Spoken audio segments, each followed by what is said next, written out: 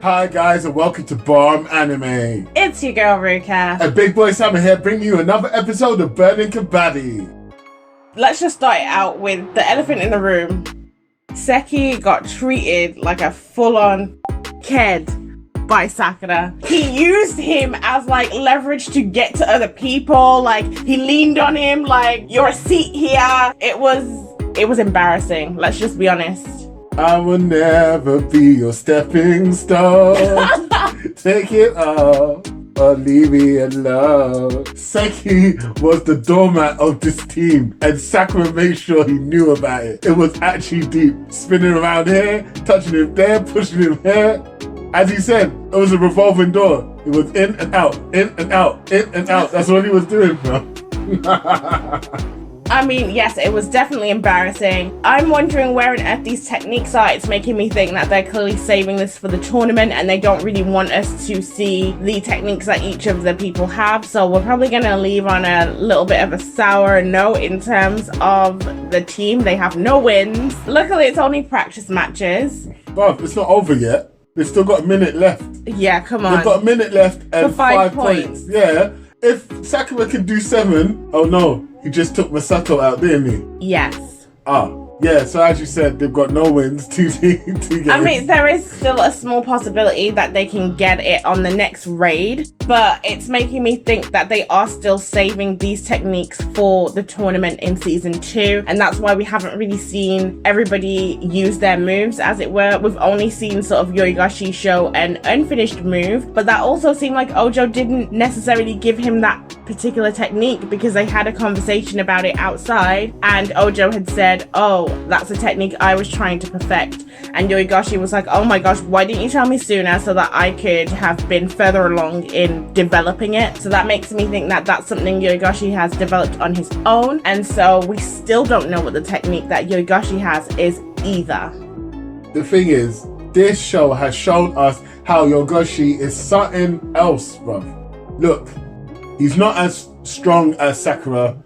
He's not as skillful as Ojo, but you know he is going to come into his own because he's got that mentality and he's got that drive, and like he's basically on the national level anyways. He is ready for this game and I'm literally here for it. I want to see this development go in. I'm on the fence about that particular thing that you're saying in terms of yoigoshi because he is way too impulsive. If things are not going right on the court, instead of actually using his brain and thinking about it, he just barrels in, and a lot of the time that backfires on him because he's not paying due attention. He's not actually implementing the skills that he has or the knowledge that he has of the game. He's just going in there because he is upset and he can't think straight, and it makes him not play properly or to his full potential. That's what I think. Things get to him way too much. But what I will say of yoigoshi is that he does constantly learn. Even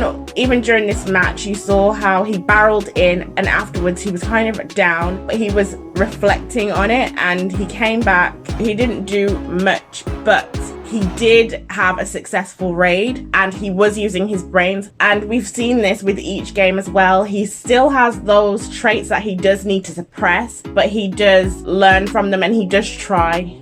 Look at who he's learning from. These aren't first years and he's still learning. Like, he's come in as a guppy in this situation. I'm just saying, once he gets to third year levels, he's going to be a beast.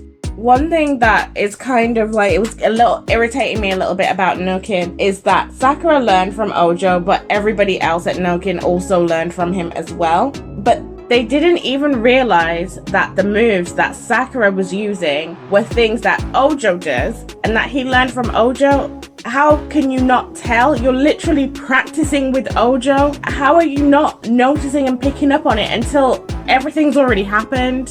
Look, there's a difference between like lions, tigers, and bears, innit? They all do the thing when it comes to getting their prey and eating and whatever, but they all do it differently. And sometimes you just can't see how they do it, but you know that they're just gonna get that prey. And yes, I'm waffling and trying to make something out of this, but Ojo is something else. Not everyone can get it. The only person on the teams that are getting it is Yoigoshi and Ira. That is it. Everyone else is like trying to fight it or trying to work with it. No one else is deconstructing. And Sakura is that kind of guy as well. There's only a few beasts in this game, and we've met maybe 4 of them, other than Ojo. Okay, yeah, I do get that, but it's still kind of annoying, especially because it was Ira who noticed too late about that leg movement. So even if you're saying those 2 characters, even Ira messed up, and he is the person who strategizes and who is constantly thinking. So like kind of unacceptable here. Also, the whole team took a massive step back when Sakura only had just begun his approach. Why are you backing away to the line? Where are you gonna go? Why are you're all intimidated because he took 1 step forward? Pathetic. It was a strategy to use the bonus line as the bait for him to come deep and flank him. How did that work out? It didn't, because Sakura is a beast. Ojo 2.0, we said it. I actually, since we're on the subject of Sakura, I actually really love the way he hones in all of his emotions and turns it into determination. And he uses every single skill that he has at his disposal, and he changes it when he deems it necessary. He's very good at thinking about the game in a very fluid way, and that really works to his advantage. Are you saying that Sakura basically has main character energy? He does, actually. Because he really does. I'm watching him and going, why aren't I watching a show about you, fam? He's got the tragic backstory, he's got the determination, he's got the training arc. Bruv, yeah. He's basically Asta. Naruto. Definitely Asta. Oh so let's get to probably the worst character in this whole anime, and that would be... I don't know, because I like them all. Okay, I'll mention one you've probably forgotten all about. Mizumi. That was cold. So wait, no. Last week you violated, man. Yeah, I'm about to do part 2. And this week we're going in deep. Take the floor, Rooks.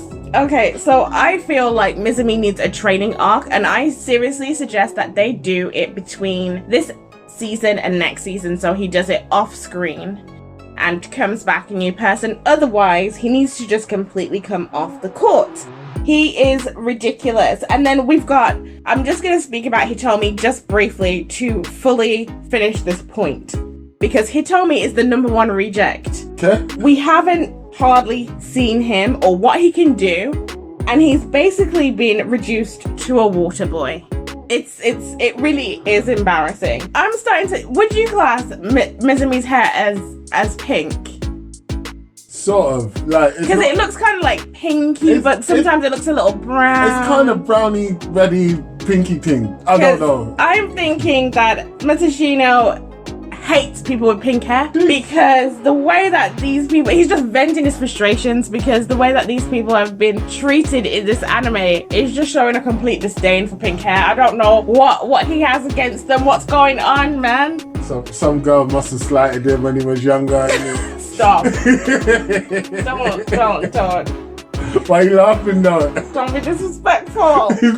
Me? Yes. You? No, him. He's being disrespectful to the characters. What's going on with the 2 of them? I want to see more of Hitomi. How come Seki has gone in? Ban is in the whole match. And Hitomi is where? Giving water out. It's kind of deep because Ban don't even talk. I know! It really is a violation. So I don't think I'm violating anyone, right? I think that Masashino's done all the violating for us already. So let's get a training arc, do it in between the seasons, because we really want to get to the tournament at the beginning of season 2. We don't really want to see a training arc at this point. And also it thoughts like, what more are you going to do? Some push-ups, some pull-ups, some running. We don't need it. Speak for yourself. Fan service needs to be had here. Not for me, yeah. But they will not miss the opportunity to do some fan service. Okay, well, whatevs. Alright then, guys, so let us know what you think about this episode. Are they violating Hitomi and Mizumi? Does Mizumi need to get off the damn court? Just go to another school, just graduate, drop out, I don't care. Do something with your life, I don't know. To drop out. And do we need to know about what these training techniques are? Don't forget to like, subscribe, and share. Peace.